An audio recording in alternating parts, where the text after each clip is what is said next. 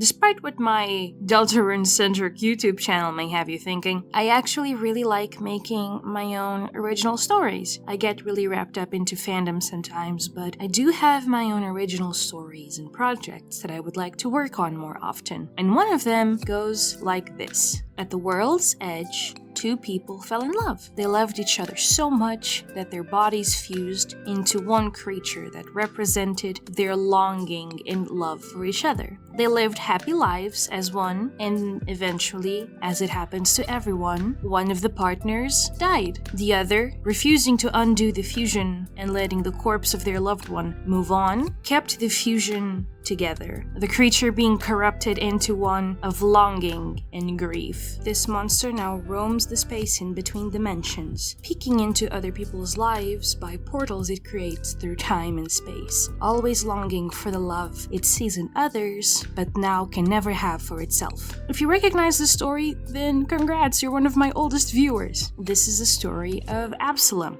one of the first original characters that I introduced in this channel. What I didn't tell you at the time was that Absalom was part of a bigger project that I was working on, which was exclusively about how people would get turned into monsters by some means of a loving relationship. There's a few other characters that I have made for this project, but none of them have really stuck that much, and obviously I'm sure they will be planned for another video where I go more into this. But for now, I've been cooking in my brain an idea for another monster that I want to make. Hello everyone, this is Maggie, and welcome to another YouTube video. So yeah, you read the title, you kind of get the gist of what we're doing. I'm gonna show you how I make my OCs. I was gonna make this character eventually. I've been letting the concept for it kind of cook in the background for a few months now, and I feel like a few days ago I finally had the full idea of what I wanted to make wrapped up enough for me to put it to paper. How I make my characters and go about making their designs and so on and so forth has been something that's been really asked lately, so you know, since I'm gonna do it now, might as well record it and make it this week's video. This intro is long enough as it is, so we're gonna just jump right into it.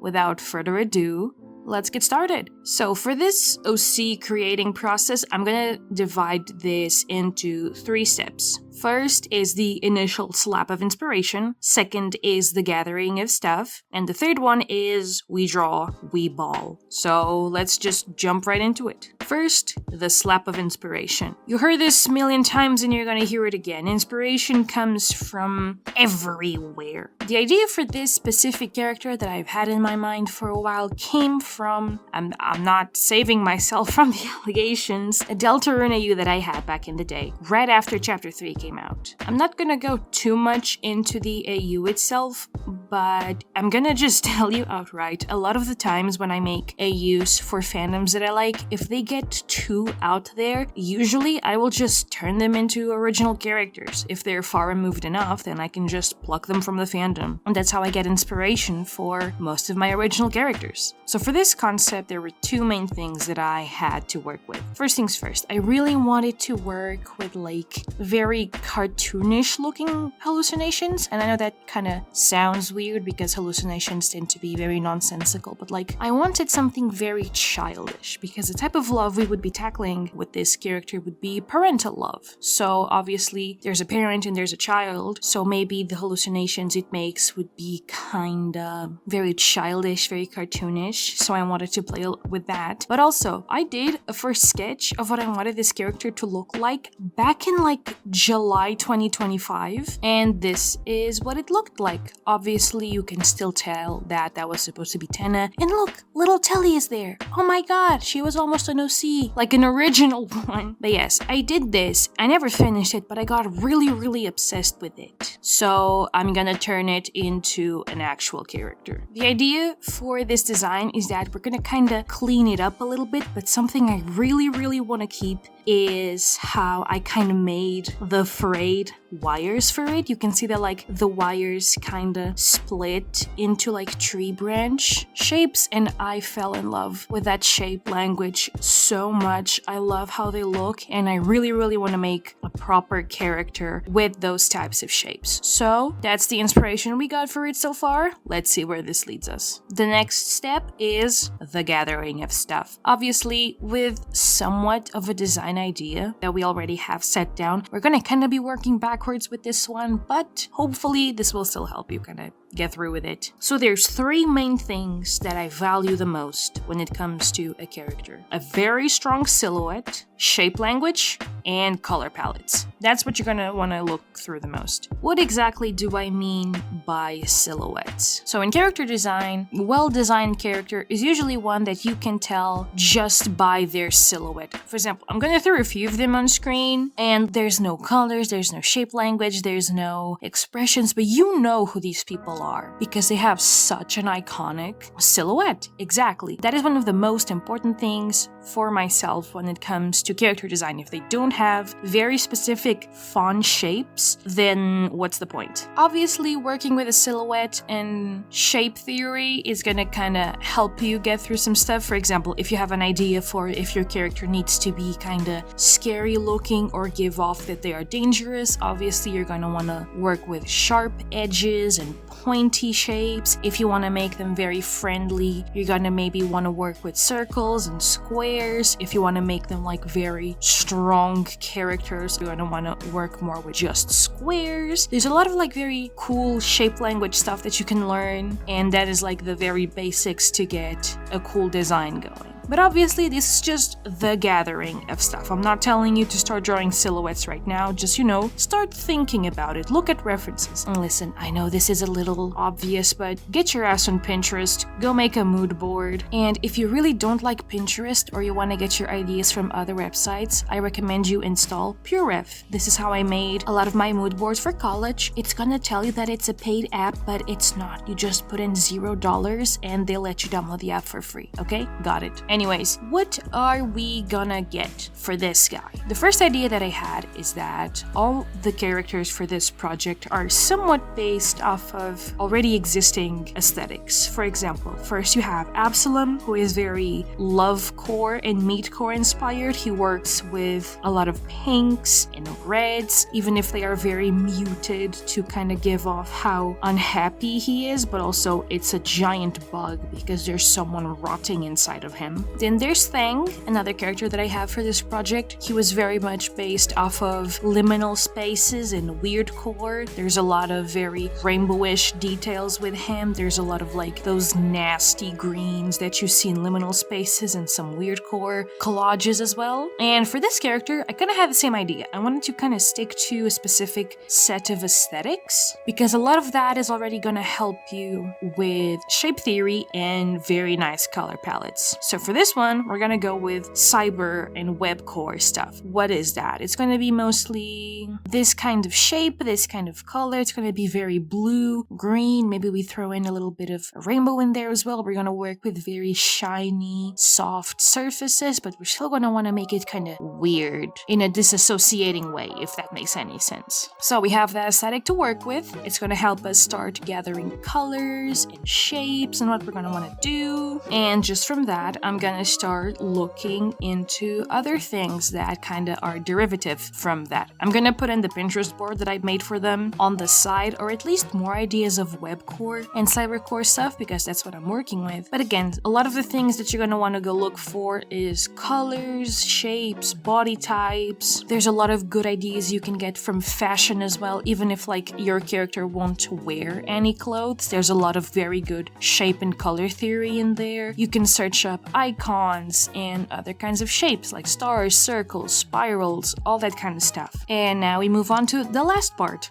We draw. We ball. Obviously, I'm gonna do this digitally because it's gonna be easier to change around colors faster, but also these are the first sketches that I made for what I wanted the character to look like. I didn't film these, sorry, but I filmed all the digital stuff. For example, when I want to work with shapes and a silhouette more, I usually go to paper because it's just easier for me to put down shape languages like that and work with silhouettes. And only once we have that basic shape down, we move on to the details. So now we can finally move on to a proper digital speed paint that I filmed. I'm gonna just talk while that's going on. So obviously you can see me here translating all those things from paper to digital. We're gonna be working with the same shapes, obviously. All the wires and antennas that kind of split on the ends, that was something I really wanted to keep when I went into this character. I really like the shape of like its screen. I love that it's sharp on the edges as well. It makes it look like it's very non-human, very maybe dangerous, because it plays a lot with sharp edges as well. But it's still mostly friendly looking, The wires are very undulating and they're made of curved lines, which also help make it look very non-threatening. So there's a lot of clashing shape language going on here, because the idea is that it's trying maybe to lure you into the hallucinations that it can make. So that's very nice. Once I have down the shape of the character that I want, you can see me maybe playing around still with if I want the character to have legs, if I want it to have a tail, if I want it to have like a snake body from the waist down maybe. Oh, something else. While you are designing the character, you can still pull in more ideas. For example, you're gonna see me eventually pull in some pictures of Deoxys, the Pokemon, because I realized it had a lot of the shapes that I wanted to put into my own character. So I just, pulled it to the side. I pulled up a picture with a lot of its forms because I know it changes shape a lot, so that I could take as inspiration for the character that I was making. And I think it kind of went well. I really liked how it looks so far. So now we're gonna move to the colors. The way I go about trying out colors for a character is that once I have a clean sketch or even a line art done, I just make a lot of copies of it so I can try on different colors and compare them to each other. With this one, I didn't do that. I did keep a copy of the original sketch. It's over there in the corner. It will eventually pop up. And I played around with the main one, but I always had a clean copy of the sketch, so if I wanted to try other types of colors, I could always do that. Again, you're gonna see me pull up the Pinterest board that I made for this character because I knew a lot of the colors that I wanted to use for it were in that folder. There's a lot of blues and kind of greens that I wanted to incorporate, some rainbow colors as well, very shiny, almost holographic surfaces that I wanted to play with, so I kind of just went there for a while. Another way to also help not make the design too bland with colors is that you can make the whole figure a gradient. For example, you will see me color it with a simple shade of blue, but then you're going to see me put up a little gradient that's going to go through the whole figure. That's going to make it so that when I start properly coloring it, it doesn't look so solid and bland. So for this character, I kind of followed a rule that it's a very basic coloring rule, which is the 60-30-10 rule. What does this mean? So you have a color palette, and depending on the character, what you're going to want to do is you're going to want to get 3 main colors that your character is going to use, and you're going to want to split them into percentages. One color is going to take up 60% of the character, another one is going to take up 30, and another one is going to take up 10. This is so that your character doesn't get too messy if you add in too many colors. It's a very nice way to keep a character's color palette very defined, but still give you space to play around with, which color is going to be the most predominant one, which one is going to be only used for details. It's very good to keep color palettes concisive. If you have everything planned out and you still don't feel like it's good enough, something's missing, something I recommend doing is that you tweak the colors with the hue sliders. Sometimes just a little bit of tinge of a different color can honestly help a lot to bring a color palette together, so I recommend you do that. And then once you have all those main colors down properly, you're going to want to go to your color palettes and you're going to want to use maybe some leftover colors for the details. Details could be markings, jewelry, tattoos, anything like that. For this character, the details are gonna be the stray wires coming out of its body. You have some on his shoulder, on his hip, on his tail thingy. And then once all of that is done, we go to last edits. So we're gonna obviously tweak the final design with distributing colors, organizing details differently, just play around with semi-finished products so you can iron out any details that you don't like about the character. For example, the first colors that I put onto the character for